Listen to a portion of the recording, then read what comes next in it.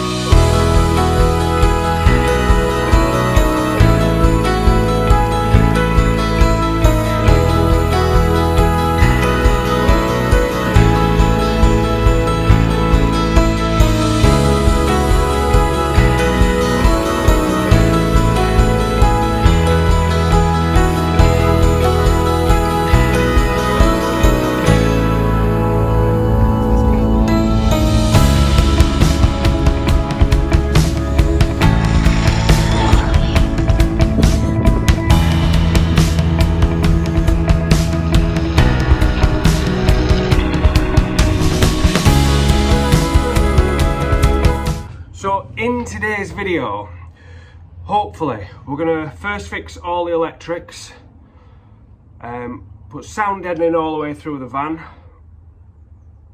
insulate the floor, put the ply down, and put the vinyl flooring down, so then I can put the batteries onto the first fix. That's the plan. I'm not entirely sure. I've just had to join a few T25 groups to work on my transit, try and make sense of that one, just so I can gather some advice on insulating and lining that out. I don't want it all to fall off. So that's a bit of a mystery to me now. I mean, does it need sound deadening? Does it not need? Of course it needs sound deadening. Is it going to stick to it? I don't know. So I'm going to try a few test patches to see if the sound deadening sticks to that fiberglass all right. If it doesn't, I've got some ideas. I'm probably going to use some F44. It's something that I used in my flooring days for putting things like vinyl floor or contract carpet down. Once it's down, it's down. But I'm not sure if it's heat resistant, so I do need to check that before I go mad. So yeah, sound deadening. Crack on.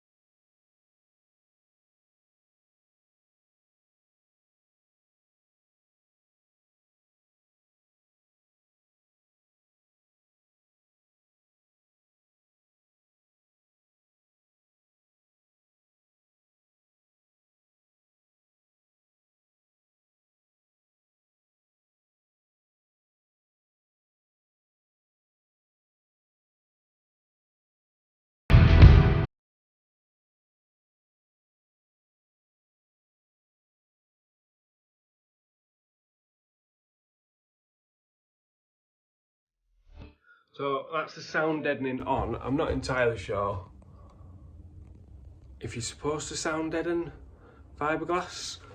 It's not sticking as well. I might have to go back up there and blowtorch some of it. I might be wasting my time completely, no idea. But we're gonna first fix all the, wow!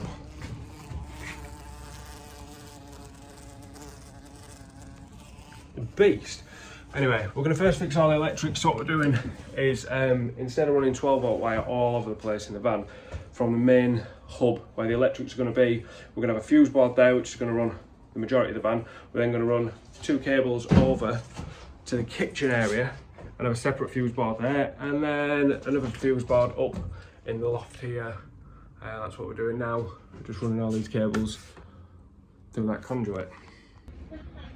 So in a few forums, I saw a few people saying that flashing was just as good as sound deadening.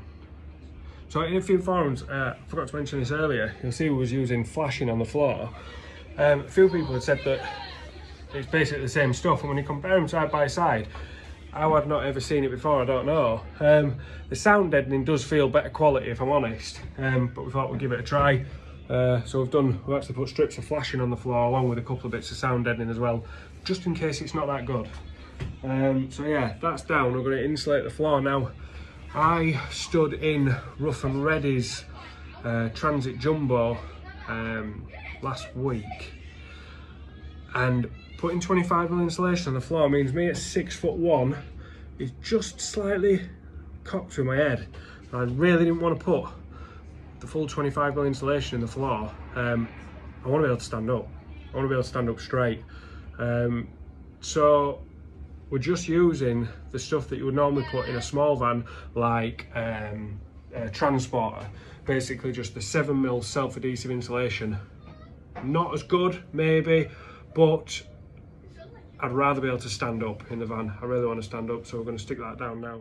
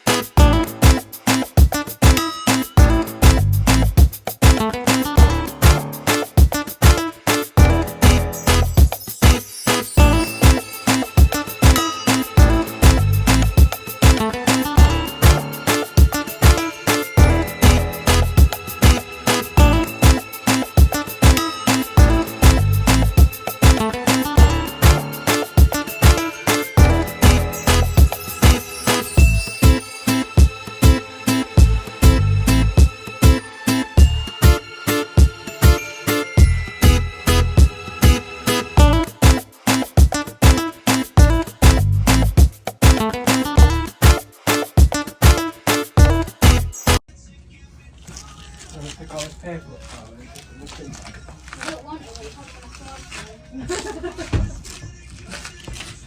on it.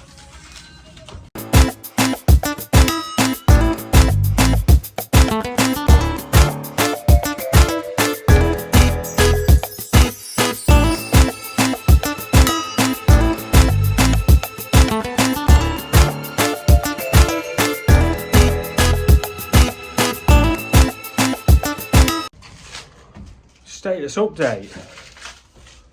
Time machine floor installed. Do a quick look around what bits of electrics we've got done. So, see, we've used jointing tape to there to go up to there, so then when we insulate this, that'll then be jointing taped again, so everything will be sealed.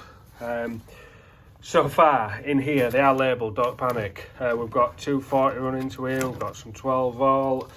These are going to be connected onto the battery, then these are the ones that are going to run up and into the bedroom upstairs. That's going to be another fuse box to run everything in the bedroom. Then it also goes up, across and down. There's going to be a fuse box here in the kitchen. So that's going to run this side of the van. So this is going to be the kitchen, extractor fans, lights at the back, and basically everything's running up through conduits. All tighten them back up again. These are running for the light switches. We're going to have the light switch as you come in. So this is all your lighting cable that runs off and splits off. So you've got one there, there, there and there for all your cabin lights. And we've put bubble wrap insulation under this, which is there. And then we've also brought this up and over and pieced it in and then jointed the joints up, so that's got 2 layers now of insulation on your wheel arches. So yeah, coming on. Also, we've run this through. Normally, you see it stops here. I've had to buy excesses of lino just to get it to stop here, because when these seats are spun round, I want this to be part of the van instead of it stopping here where the bulkhead normally would. So we're extending that through, so the cab carpet starts further on than it normally would. I just think it's going to look better. But yeah, we'll crack on again tomorrow. We're going to get the floor down hopefully tomorrow. We've run out of wire, we've run out of conduit, so this video won't be getting posted for a while because I'm going to need those bits to finish the video. Let's get the floor down tomorrow. Another day, another problem. So we're going to put the floor back in now, but I'll show you. We're extending the floor. This is where your bulkhead would normally be, and we're extending the floor right up to the back of the driver and passenger seats there. So we just need to add a bit more. We're going to use the old floor as a template and just add a bit more onto there. But it looks like this was, the walls were done first, because if we bring to line that up along here, it brings it right off that wall. So we need to add bits to the templates all over the place.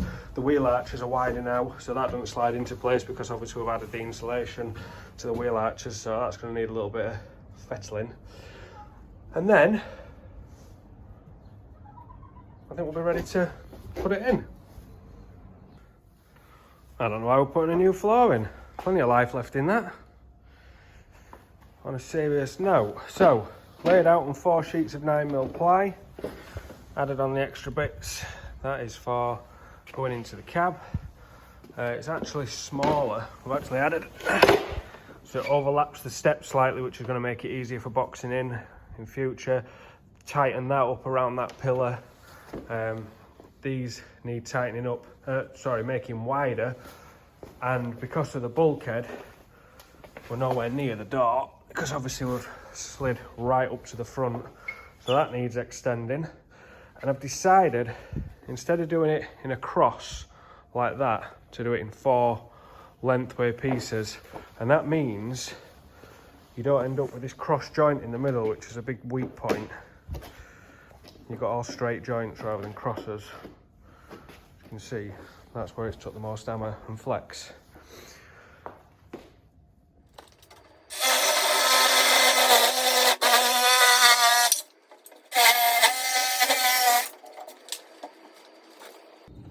First 2 bits have actually gone in right first time. Crazy. Last 2 bits to go.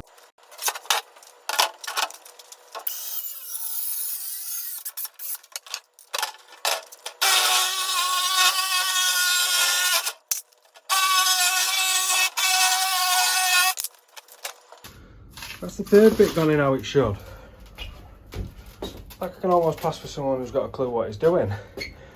I wonder if I've got a piece for that, save wasting a full sheet. Let's go inspect the shelves. Well, I'm happy with that. Only the back door needed a second fettle. Rest of it's dropped in. Start fixing.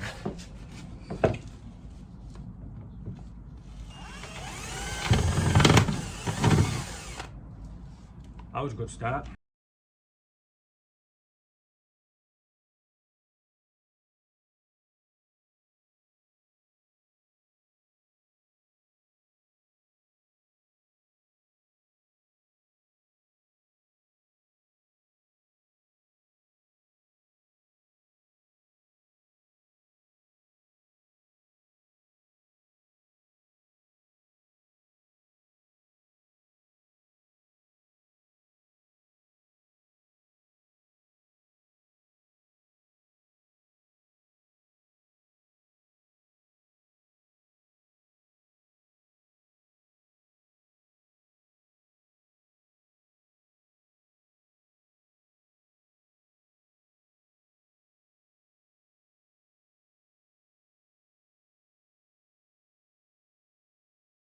There we go. Lino down, electrics first fixed, ply floor down. It's gotta be enough for today, isn't it? Even though we've done this over about a week. So just to recap, all electrics are going to come down into this bundle of loveliness there, out into what's going to be my electric cabinet underneath the rock and roll bed, which obviously not bolted down yet. I just tested it in there, but that's all run through to there. And then all that conduit runs all over the place, up through your walls, up into the upstairs where there's going to be a fuse box there. That's going to power the lights, etc., extractor fans, whatever up there. This is going to run over. We've got one conduit and two conduits there. We've got 240 running through there as well, which is going to come down to the kitchen, which is down here. There's going to be another 12-volt fuse box in there, which is going to run all this side of the van. And that's going to come back up. This is all your lighting wires, so that's going to come to here. Another bundle of loveliness. This is running into a switch bank there, and then that runs off to feed your lights. That's there, and then down here and through that one, and then down here and through that one, and then down here and through that one. That's all your lights. This is down the opposite side of the van, running for extractor fans and lights for the bathroom.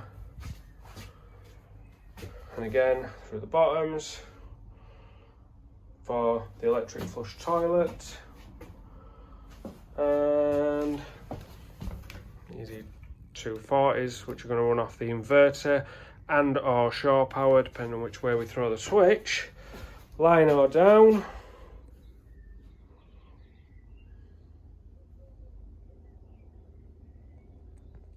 Oh, there we go.